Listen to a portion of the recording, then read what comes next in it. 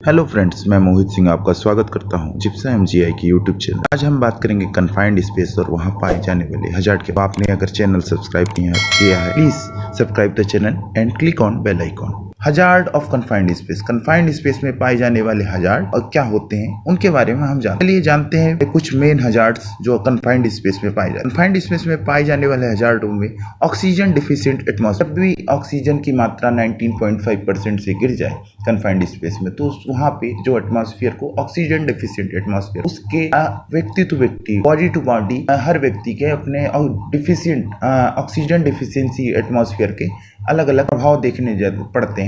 तो हम आगे जानेंगे ऑक्सीजन डिफिशिएंट एटमॉस्फेयर कैसे कोई पर्सन एंट्री कर रहा है तो कैसे इफेक्ट करता है। ठीक है, ये दूसरा एटमॉस्फेयर है ऑक्सीजन एनरिच एटमॉस्फेयर। क्या है ऑक्सीजन एनरिच एटमॉस्फेयर? मतलब ऑक्सीजन का परसेंटेज कन्फाइंड स्पेस में कुछ ज्यादा है ना, तो उसकी वजह से क्या हो सकता है, फायर और एक्सप्लोजन हजार्ड की चांसेस बढ़ सकते हैं। तीसरा आपका हजार्ड क्या है, फ्लेमेबल एटमॉस्फेयर। तो वहाँ पे एटमॉस्फेयर है, वहाँ पे जो गैस था वो फ्लेमेबल या गैस या केमिकल था, वो फ्लेमेबल नेचर का था, तो उसके फ्यूम है या गैस रेसिड्यू वहाँ बच गए, वहाँ चांसेस है कि फायर हो जाए, एक्सप्लोजन हो जाए, है ना। तो ये आपका तीसरे प्रकार का हजार्ड है जो कन्फाइंड स्पेस में पाया जाता है। अब टॉक्सिक एटमॉस्फेयर क्या है? आपका जो केमिकल है, गैस है जो स्टोर किया आपने कन्फाइंड स्पेस, वो टॉक्सिक इन नेचर का है। टॉक्सिक इन नेचर मतलब वो पॉइजनिंग कर सकता है।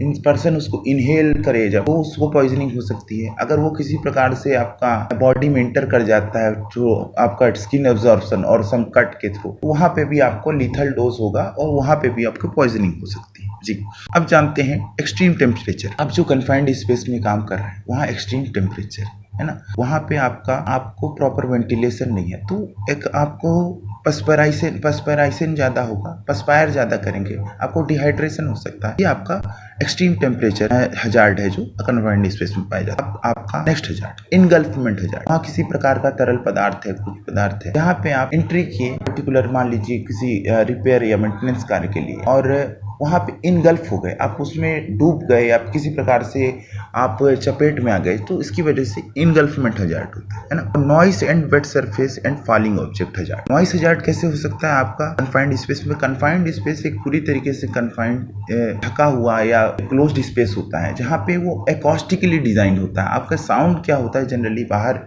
नहीं इको होता है, वो एकॉस्टिकली डिज़ाइन होता है। तो कई बार ऐसा होता है कि आपका जो कुछ भी आवाज़ निकले या फिर कुछ भी काम करे, तो वो हो सकता है बार बार इको करे, तो उसकी वजह से आपको नॉइस की वजह से डिस्ट्रैक्शन हो सकता है, अब ये प्रॉब्लम हो सकती है। ठीक है, आप जानते हैं वेट सरफेस, कन्फाइंड स्पेस की सरफेस गीली है ना, किसी प्रकार का वहाँ फ्लूइड था, तो आपका वहाँ पे वेट सरफेस, गीली सरफेस है, तो गीली सरफेस में आप फिसल सकते हैं ना, आप गिर सकते हैं, उसमें आपका हेड इंजरी हो सकती है, बॉडीली इंजरी हो सकती है। जी, फॉलिंग ऑब्जेक्ट है, किसी प्रकार का आप वहाँ पे इंटेंगलमेंट हो गया किसी ऑब्जेक्ट से, आप वहाँ फंस गए, आप उसकी वजह से उस पर गिर सकते हैं या फिर ऑब्जेक्ट आपके ऊपर गिर सकता है। ये प्रकार का भी हजार्ड आपको कन्फाइंड स्पेस में प्रेजेंट होता है।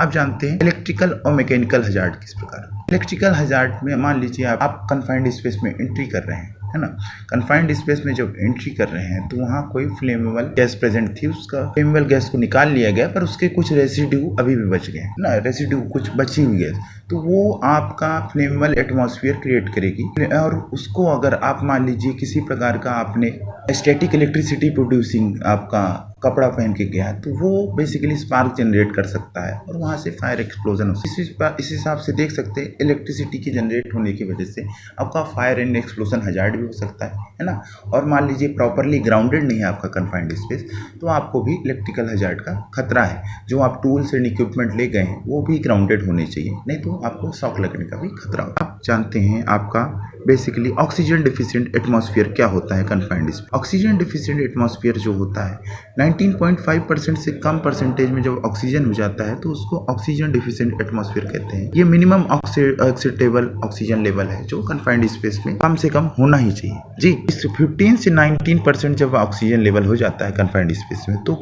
आपका क्या होता है, decreased ability to work and impair coordination. आपकी एबिलिटी है जो वर्क करने की वो कम हो जाती है, क्योंकि आपके बॉडी को कम लेवल में ऑक्सीजन मिलती है, उसकी वजह से आपका कोऑर्डिनेशन है, hand to hand coordination, hand to foot coordination, आपका जो अंगों के बीच में कोऑर्डिनेशन है वो आपका शिथिल हो जाता है, कमजोर हो जाता है। जी 12 to 14% जब ऑक्सीजन होता है तो आपकी सांस ज़्यादा तेज चलने लगती है, रेस्पिरेशन इंक्रीज हो जाएगा, सांस ज़्यादा फूलने लगेगी, है ना। पुअर जजमेंट हो जाएगा, आपका जो जजमेंट है, डिसीजन मेकिंग स्किल है वो घट जाएगा। 10 to 12% ऑक्सीजन होगा तो रेस्पिरेशन इंक्रीज होगा और आपके होठ है नीले पड़ जाएंगे, है ना। आप सांस तो वही आपका ज़्यादा गति से चलने लगेगी और आपके होठ भी नीले पड़ जाएंगे, है ना। क्यों वो होठ नीले पड़ना आपके बॉडी में ऑक्सीजन की कमी को दर्शाता है जी। 8 to 10% जब ऑक्सीजन लेवल होगा तो आपका मेंटल फेलियर हो सकता है, आप मानसिक रूप से अपना आपा खो सकते हैं, पेंटिंग हो सकते हैं, आपको चक्कर आ सकते हैं, नौसिया, अनकॉन्शियसनेस, है ना, जी मचला सकता है आपका, आप बेहोश हो सकते हैं। ये सब चीज़ें आपका 8 to 10% में आपको देखने मिलेगा जब ऑक्सीजन लेवल आपका 8 to 10% तक गिर जाएगा। अब 6 से 8% जब ऑक्सीजन लेवल रहे और 8 मिनट तक आपका एक्सपोजर हो गया उस ऑक्सीजन लेवल में, जब ऑक्सीजन लेवल 6 से 8% तो आपका फैटल डेथ हो सकती है, फैटल डेथ हो सकती है, फैटल हो सकती है। 6% ऑक्सीजन लेवल रहेगा जब 50% जो व्यक्ति एक्सपोज हो रहे हैं 4 से 5 मिनट के लिए, उनको बेसिकली फैटल हो जाएंगे, वो डेथ हो जाएंगे, और जो बच जाएंगे मे बी वो कोमा में या सब इन सब चीज़ों में बेसिकली उनका अल्टीमेटली इमरजेंसी केस वो नहीं है जी। 4 to 6% का एक्सपोजर अगर मान लीजिए। चलिए अब बात करते हैं ऑक्सीजन इनरिच एटमॉस्फेयर का क्या प्रभाव होता है। ऑक्सीजन इनरिच एटमॉस्फेयर मतलब वहाँ पे ऑक्सीजन की मात्रा ज़्यादा है। ऑक्सीजन की मात्रा कितनी ज़्यादा है? 23.5% है, उससे ज़्यादा जब ऑक्सीजन का लेवल होता है उसको हम क्या कहते हैं? Oxygen enrich atmosphere. ओसा के अकॉर्डिंग ऑक्सीजन इनरिच एटमॉस्फेयर मतलब 23.5% या 23.5% से ज़्यादा जब ऑक्सीजन का लेवल हो जाए उसे ऑक्सीजन इनरिच एटमॉस्फेयर कहते हैं। Too much oxygen greatly increases the risk of fire and explosion. ज़्यादा ऑक्सीजन की वजह से हमको फायर एंड एक्सप्लोजन का खतरा है। Flammable and combustible material would burn violently in oxygen enrich atmosphere. Flammable और कंबस्टिबल मटेरियल है वो क्या है? बहुत धधक के साथ बहुत जल्दी बर्न होते हैं आपका ऑक्सीजन एनरिच एटमॉस्फेयर में, ठीक है।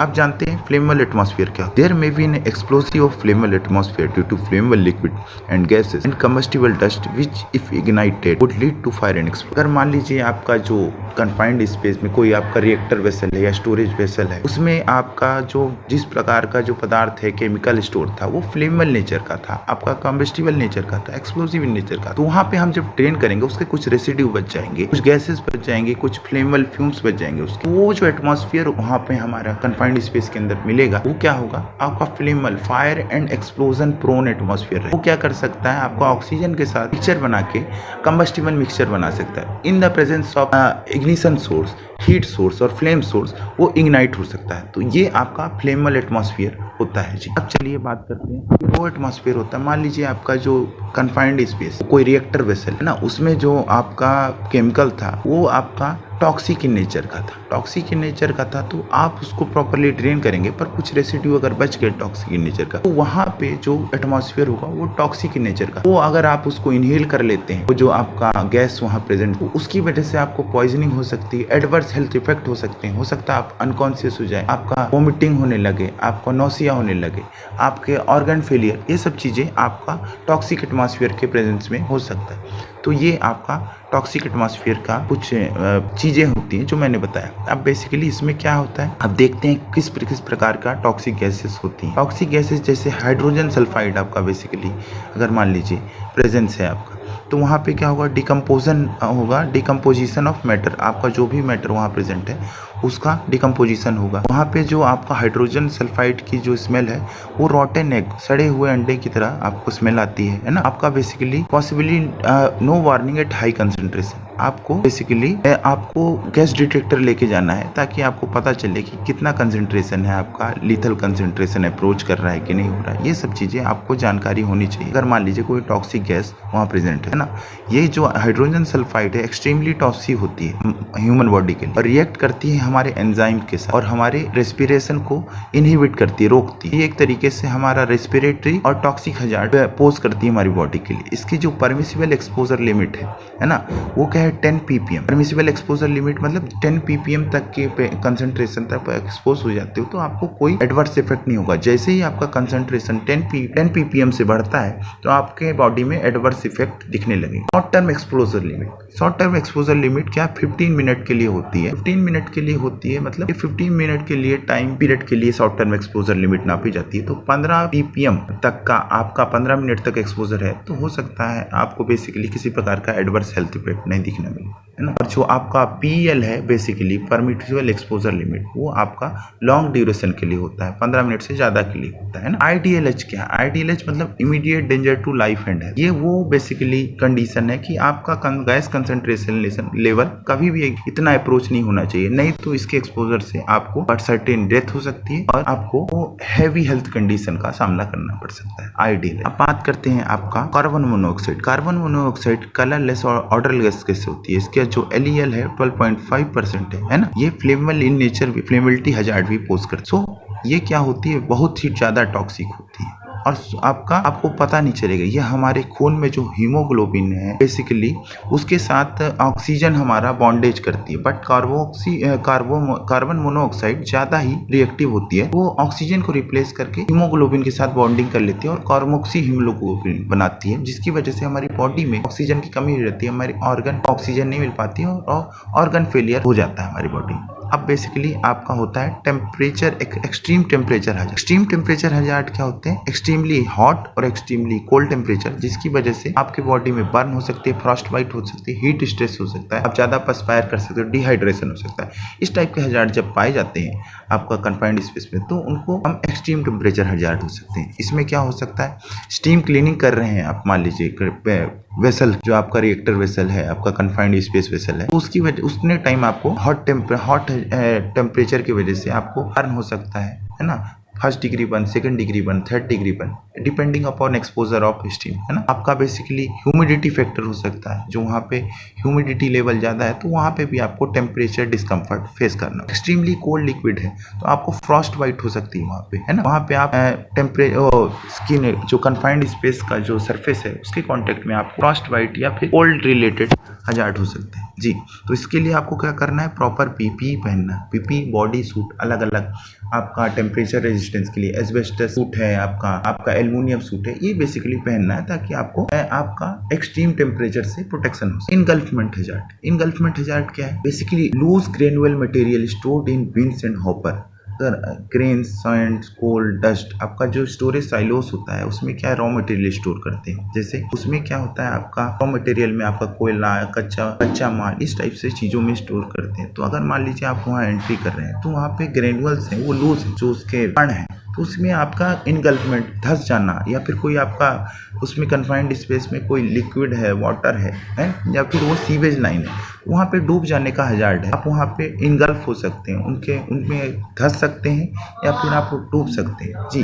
तो ये आपके कुछ इनगल्फमेंट हजार्ड है। अब नॉइस और वेट सरफेस हजार्ड मैंने आपको बताया, नॉइस की वजह से एकॉस्टिकली डिजाइन होता है, जिसकी वजह से हमारा साउंड इको होती है, जिसकी वजह से हमारा हियरिंग डिफेक्ट हो सकता है और कम्युनिकेशन डिफेक्ट हो सकता है। वेट सरफेस के लिए मैंने बताया था कि हम गिर सकते हैं, हमारा फॉल हो सकता है वहाँ पे, जिसकी वजह से हमारी हेड इंजरी हो सकती है और हमारे शॉक लगने के चांसेस बढ़ सकते हैं जी। Falling object, top side opening exposure worker inside to falling object. आप मान लीजिए आपने नॉर्मल का वहाँ पे कोई ऑब्जेक्ट है कन्फाइंड स्पेस के अंदर में, आप काम कर रहे हैं, किसी स्लिप हुआ तो स्लिप होकर आप किसी ऑब्जेक्ट के ऊपर गिरे, वो एक तरीके का falling object hazard. Electricity and mechanical hazard. Many confined space involve complex set of exposure to mechanical and electrical pressure and chemical hazard. आपके कई कन्फाइंड स्पेस होते हैं, मान लीजिए आपका इलेक्ट्रिक फर्नेस है, ये सब, तो वहाँ पे आपका इलेक्ट्रिकल हजार्ड प्रेजेंट हो सकता है। तो आपको प्रॉपर जो शूज पहन के जाने चाहिए वो कंडक्टिव टाइप के होने चाहिए, प्रॉपर आपका कन्फाइंड स्पेस है